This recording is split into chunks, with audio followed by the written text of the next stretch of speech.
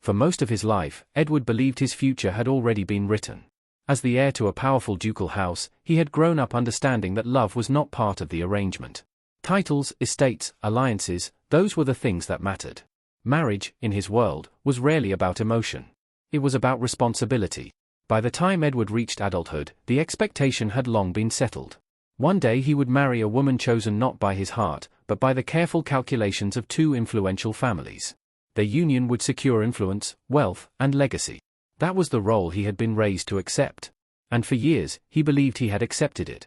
But fate has a way of rearranging even the most carefully planned lives. On a grey spring morning in London, as rain tapped softly against the tall windows of his townhouse, Edward prepared to meet the woman who had been destined to become his wife since childhood. Her name was Lady Victoria Langford.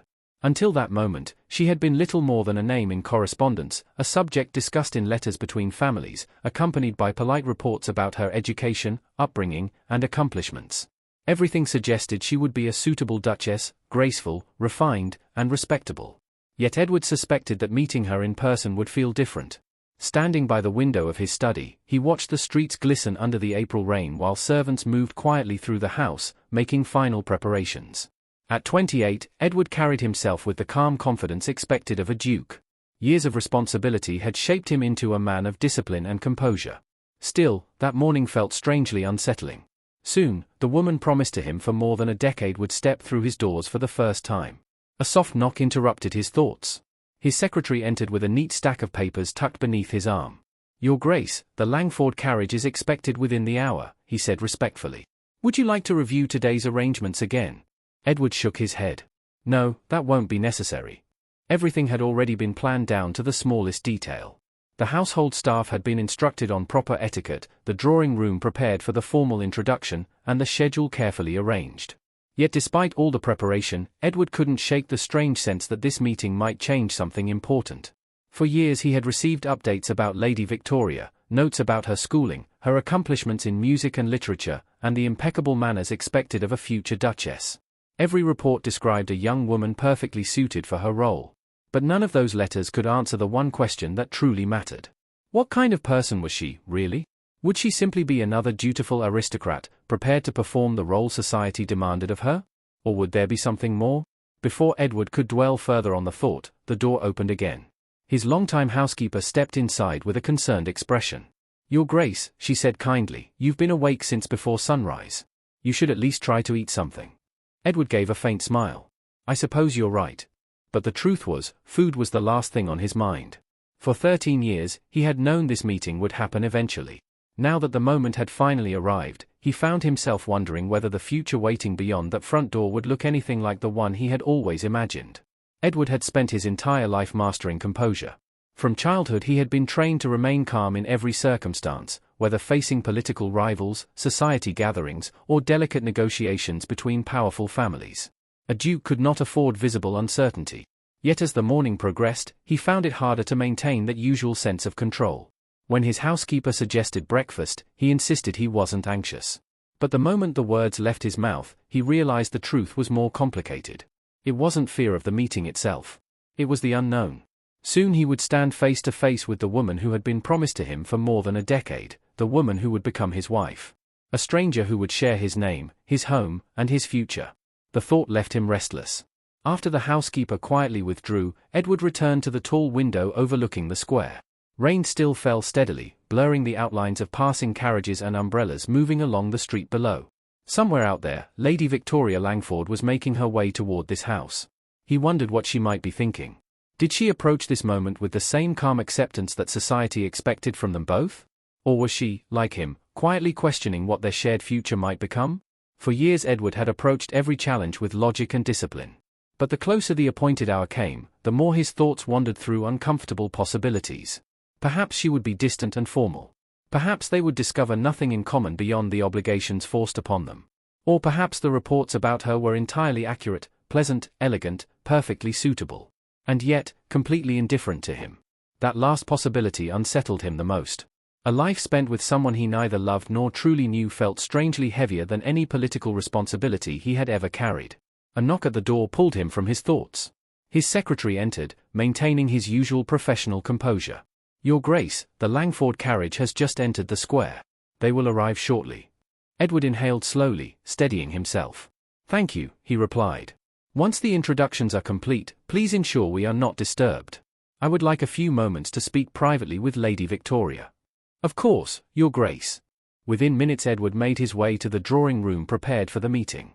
The room was warm with lamplight, the fire in the hearth crackling softly while rain tapped against the tall windows. He paused briefly beside the mirror above the mantel. Everything about his appearance was flawless, the dark coat perfectly fitted, the cravat tied with precise elegance, every detail reflecting the dignity expected of his title. Outwardly, he looked exactly as a duke should. But beneath that calm exterior, uncertainty lingered. Then the sound of carriage wheels rolling over wet stones echoed from outside. The moment had arrived. Edward moved toward the fireplace, standing with quiet confidence as footsteps approached through the hallway. A moment later the door opened. His secretary stepped inside and announced the visitors. Edward turned toward the entrance, ready to greet them with the polite formality that tradition required. But the instant Lady Victoria Langford stepped into the room, something unexpected happened. Every carefully rehearsed thought vanished. She was nothing like the quiet, reserved figure he had imagined. Instead, the young woman entering the room carried an unmistakable presence, one that drew attention without effort. Her posture was graceful, her movements confident yet natural, as though she belonged in any room she entered. Her hair shimmered under the warm light, and her eyes held a brightness that suggested a sharp and lively mind. But what struck Edward most was not simply her appearance. It was the expression she wore. There was intelligence in her gaze, curiosity, and the faintest hint of. Edward had rehearsed this moment countless times in his mind. There had been a perfectly prepared greeting, a few polite compliments, and the kind of dignified conversation expected between two aristocrats meeting for the first time under such circumstances. But the moment Lady Victoria sat across from him, every carefully planned sentence seemed to vanish. For several seconds he simply looked at her, momentarily forgetting the speech he had practiced. Lady Victoria, he finally said, clearing his throat slightly, it is truly a pleasure to meet you. She inclined her head gracefully before taking a seat, her movements effortless and composed. Yet there was something about her presence that felt refreshingly natural, nothing stiff or overly rehearsed. Edward realized almost immediately that she was not the type of woman who could ever be overlooked in a room. There was a quiet confidence in the way she carried herself, the sort that didn't demand attention yet somehow captured it anyway. Trying to regain his usual composure, Edward began with the safest subject he could think of. I hope the journey to London was comfortable. Victoria's lips curved into a small smile. It was quite pleasant, thank you, she replied. Though I admit the purpose of the trip made the journey a little intimidating. Edward raised an eyebrow slightly. Intimidating? Well, she said lightly, it isn't every day a person travels to meet the man she's expected to marry. Her honesty caught him completely off guard. Most young women in her position would have answered with something polite and forgettable. Instead, she spoke with refreshing candor, as though the unusual nature of the situation deserved to be acknowledged rather than ignored. Edward felt himself smiling despite his efforts to remain formal. I suppose that makes two of us, he admitted. This situation is rather extraordinary, when one thinks about it. Victoria tilted her head thoughtfully. Our families would probably call it perfectly proper. Of course they would. A hint of amusement sparkled in her eyes. They seem quite convinced that careful planning makes a far better foundation for marriage than unpredictable emotions. The remark lingered in the air between them. Edward studied her expression, curious. And what is your opinion? For a brief moment, she grew thoughtful, as though choosing her answer carefully. I think affection can grow in many ways, she said slowly. Sometimes it appears suddenly, and sometimes it develops quietly between two people who learn to trust and understand each other. She paused before continuing. If two people share respect and friendship, there's always the possibility that something deeper might follow. Her words carried a quiet sincerity that Edward found unexpectedly comforting. He had spent years believing his marriage would be nothing more than an agreement between families, a partnership built entirely on duty. Yet hearing her speak made the future seem less rigid, less predetermined. That is a hopeful way of looking at things, he said. Victoria smiled gently. Hope can be surprisingly practical. Before Edward could respond, the soft clearing of a throat reminded them they were not alone. Victoria's mother sat nearby, watching their conversation with polite patience. I wonder, she said calmly, addressing Edward, if you might show my daughter the gardens. It would give the two of you a chance to become better acquainted. Edward rose at once. I would be delighted. Turning toward Victoria, he offered his arm. That is, of course, if you don't mind the weather. She stood, slipping her hand lightly onto his arm. On the contrary, she said with quiet enthusiasm. I've always believed gardens are most beautiful after rain. Together they walked through the quiet halls of the townhouse toward the glass doors leading outside. Edward became acutely aware of her presence beside him. Her steps were light and graceful, perfectly in rhythm with his own. A faint floral fragrance lingered in the air around her, subtle yet unmistakable. And for the first time that morning, Edward realized something remarkable. The meeting he had once dreaded no longer felt like an obligation. Instead, it felt like the beginning of something he had never expected. As Edward guided Victoria through the long corridor toward the garden doors, their conversation began to flow with an ease he hadn't expected. She paused occasionally to admire pieces of art displayed along the walls, studying them with genuine interest rather than polite obligation. At one portrait in particular, she slowed her steps.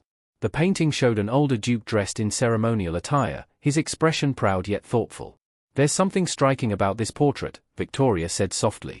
"The artist didn't just paint his face, he captured a sense of who he was." Edward followed her gaze and smiled faintly. "That was my grandfather." Victoria looked at him with curiosity. He must have been a fascinating man. Edward studied the familiar image with new appreciation. "I'm told he carried his responsibilities very seriously," he said. "But he also had a remarkable sense of humor. My grandmother used to say that balance made him both an excellent leader and a wonderful husband." Victoria nodded thoughtfully. "A life that combines duty with joy," she said. "That's quite a legacy." Moments later they stepped outside into the gardens. The rain had finally passed, leaving the air cool and fragrant. Drops of water clung to the leaves, and the paths glistened faintly beneath the soft grey sky. Victoria seemed immediately at ease among the winding walkways and blooming flower beds. She moved slowly along the path, noticing details Edward himself had stopped paying attention to years ago. "These roses are beautiful," she said, kneeling slightly to examine one of the bushes. "They must take a great deal of care to grow so well." "You know quite a lot about plants," Edward observed. She smiled as she stood again. "I've always enjoyed gardens," she replied. "There's something deeply satisfying about nurturing something and watching it thrive." Edward studied her expression. "You sound very practical about it." "Oh, I am," she said with a quiet laugh. "Practicality has always served me well." "How so?" Victoria considered the question. "I believe happiness often depends on how we choose to look at our circumstances," she said. "Sometimes the situation isn't ideal, but that doesn't mean it cannot become meaningful." Edward understood immediately what she was referring to. "Our engagement." She nodded gently. "Many people would see it as a limitation," she continued. "But I prefer to think of it as an opportunity." Edward's curiosity deepened. "An opportunity for what?" "For partnership," she said simply. "Two people building something worthwhile together. If they respect one another and work toward the same future, a marriage like that can become very strong." Her optimism surprised him. For years he had assumed their union would simply be another political arrangement, respectable but emotionally distant. Yet Victoria spoke about it as though it held the possibility of something far richer. He stopped walking for a moment. "Victoria," he said quietly. The sound of her name felt strangely natural. "Yes. Are you truly comfortable with this arrangement?" he asked. "Or are you simply accepting it because you must?" Victoria turned toward him, meeting his eyes without hesitation. "I won't pretend I never imagined a different sort of courtship," she said honestly. "But life rarely unfolds exactly as we expect." She paused before continuing. "What matters more is the character of the person we share that life with." Edward felt a quiet warmth stir within him. "And what do you believe about my character?" Victoria studied him for a moment before answering. "I think you're a man who takes his responsibilities seriously," she said. "But I also think you care about people. You listen. You consider. And you treat others with respect." Edward wasn't prepared for how much those words meant to him. "You have a very generous opinion of me." "Not generous," she replied gently. "Observant." For a moment neither of them spoke. Then Edward asked the question that had quietly lingered in his mind. "And you," he said softly. "Do you believe you could ever truly care for someone in a marriage like this?" Victoria's smile returned, calm and warm. "I think," she said, "that sometimes feelings grow in the most unexpected places." Standing there among the fresh greenery and the soft scent of rain-washed flowers, Edward felt something change inside him. What had once seemed like a rigid obligation was beginning to look like the start of something extraordinary. In the weeks that followed, that feeling only grew stronger. Their meetings, once arranged out of necessity, quickly became the highlight of Edward's days. Every conversation revealed new sides of Victoria, her sharp wit, her thoughtful opinions, her quiet humor. He began to look forward to seeing her in a way he had never anticipated. One morning in early May, Edward rode through Hyde Park with his longtime friend James Ashworth. Ashworth had been speaking at length about political matters, but eventually he stopped mid-sentence and looked at Edward suspiciously. You haven't been listening to a word I've said, have you? Edward straightened slightly. Of course I have. Ashworth smirked. Very well. What was my conclusion about the policy we were discussing? Edward opened his mouth, and realized he had absolutely no idea. Ashworth laughed. I knew it. Edward sighed. My apologies. My thoughts have been elsewhere. Let me guess, Ashworth said with a knowing grin. Lady Victoria. Edward couldn't help smiling. Is it truly that obvious? To anyone who knows you, Ashworth replied. You've changed completely since the engagement was announced. Edward looked ahead as their horses continued down the path. Have I? Yes, Ashworth said. You look happier. Edward considered that quietly. For most of his life, he had accepted duty as the defining force of his future. But now, something unexpected had begun to grow alongside it. And to his own surprise, he found himself eager to see where it might lead. Ashworth studied him for a moment, then let out a quiet whistle. She must be remarkable, he said. I've known you for years, Edward, and I've never seen you like this. Edward didn't argue. She is remarkable, he replied simply. The warmth in his voice was unmistakable, and Ashworth's eyes widened in realization. Well then, he said slowly, it seems obvious, doesn't it? You've fallen in love with her. The statement struck Edward harder than he expected. Not because the idea was unpleasant, but because hearing it spoken aloud forced him to confront what he had been carefully avoiding. Was it love? He thought of the way Victoria's voice lingered in his mind after their conversations ended. The way his mood lifted the moment he knew he would see her. The quiet excitement he felt each time she smiled at him. All the signs were there. I believe? I might have, Edward admitted at last. Ashworth's grin softened into curiosity. And does she feel the same? Edward shook his head slowly. I don't know. He looked ahead as their horses continued down the path. She is always kind and thoughtful with me. We speak easily, and she seems to enjoy our time together. But whether her feelings go beyond that? I cannot be certain. Have you told her how you feel? Edward nearly laughed in disbelief. Of course not. We are already engaged. If I confess such feelings and she does not share them, it could make everything terribly awkward. Ashworth shrugged. Or it might encourage her to consider her own heart. Edward didn't respond immediately. The idea lingered in his thoughts long after their ride ended. Yet despite his friend's advice, he couldn't bring himself to risk. Well, she said cheerfully, this is quite unexpected. Edward smiled and offered his arm. Indeed. Shall we walk? They began strolling along the quiet path, the calm of the early morning making the entire world feel strangely private. Freed from the formal atmosphere of family drawing rooms, Victoria seemed even more relaxed. Her laughter came easily, and her observations about the people they passed were clever and insightful. Edward found himself enjoying every moment. After a while, she glanced at him with curiosity. Tell me something, she said. What would you like to know? Your childhood, she replied. What was it like growing up as the future Duke? Water. What was it like growing up knowing you would be a Duke? Edward gazed across the quiet water of the lake as he considered her question. My childhood was quiet, he said after a moment. Victoria tilted her head slightly, sensing there was more behind the simple answer. Quiet how? Edward gave a small, thoughtful smile. Most of my time was spent studying. Tutors, lessons, endless discussions about estate matters and politics. My life was designed to prepare me for responsibility. And friends, she asked gently. There were very few, he admitted. I rarely had the kind of freedom most children take for granted. Everything was carefully structured. Every moment meant to shape me into the man my title required.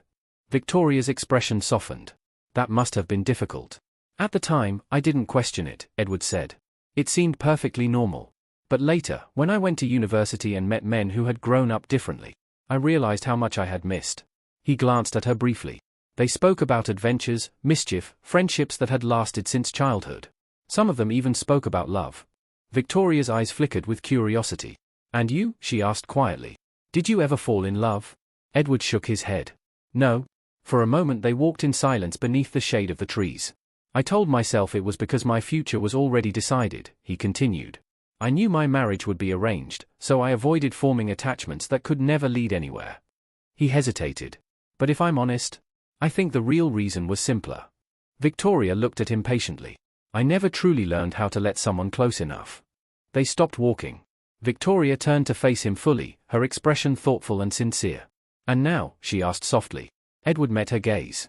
Now I'm beginning to wonder if it's something a person can still learn later in life. The vulnerability in his voice surprised even him. He had never spoken so openly with anyone before. Victoria stepped a little closer. "I believe everyone has the capacity to love," she said gently. "Sometimes it simply takes the right person to awaken it." Edward felt his heart pounding. There was something in her tone, something hopeful and warm, that gave him the courage he had been struggling to find. "Victoria," he said quietly, "there is something I've wanted to tell you." She waited. "These past few weeks have been unlike anything I've experienced before," he continued. "Every time we meet, I find myself wishing the hours would slow down. And when we part, I count the days until I see you again." Her breath caught slightly, but she said nothing. Edward drew a steady breath. "I know our engagement began as an arrangement between our families. But what I feel now has nothing to do with duty." His voice grew softer. "I think about you constantly. Your thoughts, your laughter, the way you see the world." Victoria's eyes searched his face. "I didn't expect it," he said. "I never believed I was capable of such feelings." He paused. "But I was wrong." For a moment the world seemed completely still around them. "Victoria," he said, "I believe I'm falling in love with you." Silence followed his words. Victoria looked at him without speaking, and Edward suddenly felt a flicker of fear that he had spoken too soon. Then her expression changed. A slow, radiant smile spread across her face, brighter than anything he had seen before. "Edward," she said softly, "do you truly believe you're the only one who has been feeling this way?" He blinked in surprise. "What do you mean?" She laughed quietly, her eyes shining. "I mean that my heart has been doing the very same thing since the day we met." Edward stared at her in disbelief. "You?" "Yes," she said warmly. "I have been hoping, though I hardly dared admit it even to myself, that our arrangement might grow into something real." Her voice trembled slightly with emotion. "And it has." Edward felt a rush of relief and joy so powerful he could barely speak. "You feel the same?" Victoria nodded. "I admire your honesty, your kindness, and the way you care about the people around you," she said. "The more I came to know you, the more certain I became." Her smile softened. "I love you, Edward." For a moment he simply stood there, overwhelmed by the happiness that flooded through him. Then he reached for her hands. "I never imagined this could happen," he said. "Neither did I," she replied. "Yet somehow it feels exactly right." They stood close together beneath the quiet canopy of trees, the early morning sun filtering through the leaves around them. Edward hesitated for a moment before speaking again. "May I kiss you?" Victoria's eyes sparkled with gentle amusement. "I wondered how long it would take you to ask." Edward leaned forward, brushing his lips softly against hers. At first the kiss was shy and careful, as though both feared breaking the fragile moment between them. But when Victoria's hands rested lightly against his chest, the hesitation melted away. The kiss deepened, filled with warmth, promise, and the beginning of something far more powerful than either of them had expected. When they finally parted, both were smiling. "I love you," Edward said again, the words feeling wonderfully natural now. "And I love you," Victoria answered. As they walked back along the quiet path, their hands linked together, Edward felt an overwhelming sense of gratitude. What he had once feared as a cold obligation had transformed into the most extraordinary gift. He wasn't simply gaining a wife. He was gaining a companion, a partner, and a love that would shape the rest of his life. In the weeks that followed, preparations for the wedding filled their days. There were endless arrangements to finalize, invitations to send, and social gatherings to attend. Yet despite the busy schedule, Edward felt happier than he had ever been. Friends and family quickly noticed the change. The reserved, serious Duke they had always known now smiled more easily and carried a quiet glow of contentment wherever he went. One morning, as Edward reviewed the final wedding details with his mother, she studied him with amused affection. "I hardly recognize you," she said. Edward looked up from the papers. "What do you mean?" "You seem lighter," she replied. "As though the world has suddenly become a far more pleasant place." Edward laughed softly. "It has." His mother smiled knowingly. "So the young lady agrees with you?" Edward's expression softened at the mention of her name. "Victoria does more than agree with me," he said. "She makes everything better."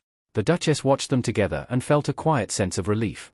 For months she had worried whether the match she arranged would truly bring happiness. Yet seeing the way Edward looked at Victoria erased every doubt in her mind. "You've chosen well," she told her son gently. "She's thoughtful, kind, and clearly cares for you deeply. I feared you might only tolerate this arrangement, but it seems fate had better plans." Edward smiled, a little embarrassed but deeply grateful. "You were right all along, Mother. I didn't understand it at first, but you saw something I couldn't." "I only saw two people who might suit one another," she replied with a warm laugh. "What you built together, that part belongs entirely to the two of you." Later that afternoon, Edward made his final visit to Victoria before the wedding. By the next day, everything would change. She would no longer simply be the woman he admired, she would become his wife, the Duchess who would stand beside him through every chapter of life. He found her in the garden behind her family's townhouse. The afternoon sunlight filtered through the leaves, casting soft patterns across the grass. Victoria sat beneath a flowering tree with a small book in her hands. When she noticed him approaching, her face lit up immediately. "Edward," she greeted, closing the book and rising. "I was hoping I'd find you out here," he said, taking her hands. The familiar warmth of her touch calmed the restless excitement inside him. "What were you reading?" he asked. "Poetry," she answered with a smile. "Though I'll admit my thoughts were wandering." "Thinking about tomorrow?" She nodded slowly. "It's strange, isn't it? Not long ago I expected to marry a man I barely knew. Now I'm counting the hours until I marry someone I love." Edward studied her carefully. "Tell me honestly, are you worried?" "About becoming your wife," she said with playful confidence. "Not in the slightest." He laughed softly. "But the ceremony," she continued. "The guests, the attention, all the expectations. I'm terrified I'll trip over my own feet before I reach the altar." Edward stepped closer and squeezed her hands. "If that happens, I promise you no one will remember anything except how beautiful you looked." "You're very certain of that?" "I am," he replied. "Because the only moment that matters to me is the one where we're declared husband and wife." Victoria shook her head with an amused smile. "Wait until you see the dress. I may be so nervous I forget how to walk entirely." "Then I'll carry you," he said simply. The sincerity in his voice made her eyes glisten. She leaned forward and wrapped her arms around him. "I love you," she whispered. "I love you too," Edward answered, pressing a gentle kiss to her lips. For a moment the world felt perfectly still. A polite cough nearby interrupted them, and they stepped apart to see Victoria's father approaching across the lawn. "My apologies for breaking up such a heartfelt scene," the Duke said with a teasing smile. "Victoria, your mother needs your help with some final preparations. And Edward, if you don't mind, I'd like a word." Victoria squeezed Edward's hand before leaving. "Don't worry about anything," she said softly. "Tomorrow will be wonderful." When she disappeared inside, the Duke gestured toward a bench beneath a towering oak tree. They sat together for a moment in thoughtful silence. "At first, when we arranged this match," the Duke began, "I hoped only that you and my daughter would respect each other. What I see now is far better than that." Edward nodded earnestly. "Victoria is extraordinary. I'm the fortunate one." "I believe she feels exactly the same," the Duke replied. Then his tone grew more serious. "I'd like to offer you some advice, not as her father, but as a husband who has spent decades learning what marriage truly requires." Edward listened carefully. "Love is powerful, but it's only the beginning," the older man said. "A lasting marriage is built through patience, honesty, and the willingness to put someone else's happiness beside your own." Edward considered the words thoughtfully. "There will be disagreements," the Duke continued. "Moments when life pulls you in different directions. In those times, remember why you chose each other. Don't allow pride or stubbornness to stand in the way of forgiveness." "That's wise counsel," Edward admitted. The Duke smiled faintly. "Years of experience, and many mistakes." He placed a hand on Edward's shoulder. "Listen to her. Encourage her dreams. Share your worries instead of hiding them. And when you're wrong, admit it quickly." Edward chuckled. "I'll try to remember that." "Good," the Duke said, standing. "And Edward, welcome to the family." That evening, Edward sat alone in his townhouse dining room. The cook had prepared an impressive meal, yet he barely touched it. His thoughts were entirely consumed by the day ahead. A knock at the door broke the silence. "Your Grace," his servant announced, "Lord Ashworth has arrived." "Send him in." Ashworth entered carrying a bottle of champagne and his usual confident grin. "I suspected you might need company tonight," he said. "The final evening of freedom deserves a proper toast." Edward laughed as glasses were brought and the bottle opened. "To unexpected love," Ashworth declared, raising his glass. Edward lifted his own. "To Victoria." They drank, the sparkling wine fizzing pleasantly. "So," Ashworth said, studying his friend. "Are you ready for tomorrow?" "More than ready," Edward replied without hesitation. "It feels as though every moment of my life has led to this." "That doesn't sound strange at all," Ashworth said thoughtfully. "You're the happiest I've ever seen you." Edward nodded. "She's changed me. Or perhaps you've changed each other." They spent the evening reminiscing about old memories and laughing over stories from their younger days. By the time Ashworth finally left, Edward felt calmer and more certain than ever. As he prepared for bed, he reflected on how much had changed in such a short time. What once seemed like a simple arrangement had become something far more meaningful. Tomorrow he would promise to share his life with Victoria, to stand beside her through every joy and challenge that awaited them. And for the first time in his life, the future didn't feel like an obligation. It felt like an adventure. Morning arrived with bright sunlight streaming through the tall windows of Edward's townhouse. The day of the wedding had finally come. His valet moved quietly around the room, laying out the formal attire chosen for the occasion. Feeling nervous, Your Grace? The valet asked while helping him adjust his collar. Not nervous, Edward said with a smile. Just eager. The valet finished tying the cravat with practiced precision. If I may say so, he added respectfully, you're a fortunate gentleman. Lady Victoria is truly remarkable. Edward smiled at the compliment, his voice filled with quiet excitement. Yes, she truly is. The wedding was scheduled at a grand church in London, a place famous for hosting the city's most prestigious ceremonies. As Edward's carriage rolled through the lively streets that morning, he couldn't stop thinking about how differently this day felt from what he once expected. Months ago, he had imagined standing at the altar out of obligation, doing what duty demanded. But now, every turn of the carriage wheels felt like it was carrying him closer to the happiest moment of his life. When he arrived, the church looked breathtaking. White flowers adorned the aisles, and delicate greenery draped along the balconies, filling the air with a gentle fragrance.